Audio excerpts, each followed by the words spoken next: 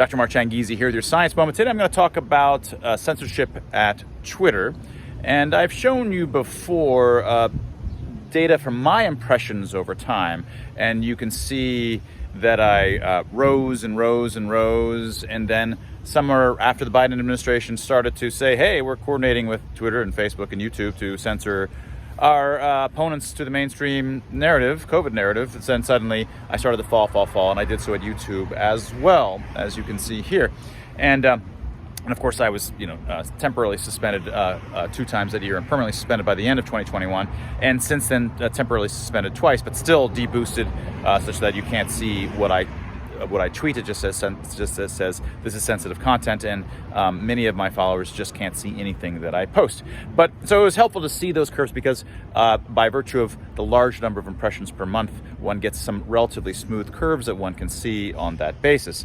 But pulling together the number of high-profile team reality leaders and the timing of their suspension took a little bit longer. And Rational Ground is a group I'm affiliated with that's been pushing back on the COVID craziness and civil rights violations over the last 2.5 years. And they put together a nice graph showing some of the major leaders within this kind of general anti-lockdown movement and showing the timing of when they were suspended and looking at it as a graph over time that you can see.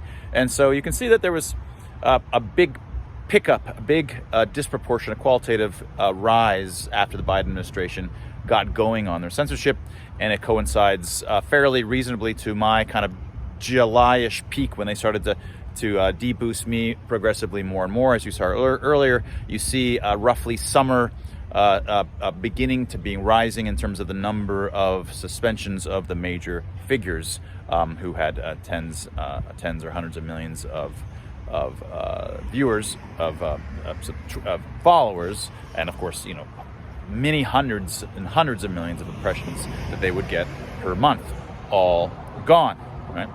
So just want to leave it up here for a little bit just to get so you can see the extent to which these leaders, and this is just the tip of the iceberg, because for each of these leaders which had a tremendous following, there was hosts and hosts, just a cascade of smaller accounts that there's just too many, you can't follow, you can't remember them all, that also were obliterated in this process. They of course had less effect on the large scale message because they had fewer followers, but still 1,000 small accounts can still hit some degree of weight despite each of them being small, and they were all obliterated for tweeting the same kinds of content that you weren't allowed to post.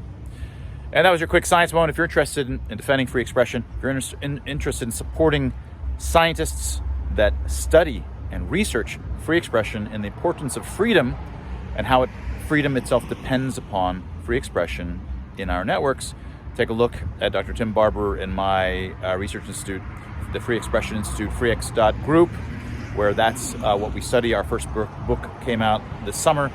It was completely censored, completely put by virtue of the censorship and all of the social media, big tech social media. We've gotten barely any coverage on it. And it is it's called Expressly Human. It's about why we have emotional expressions. It's about the foundations of free expression itself. And ironically, it has not been able to express itself to the world. And that was your Science Moment.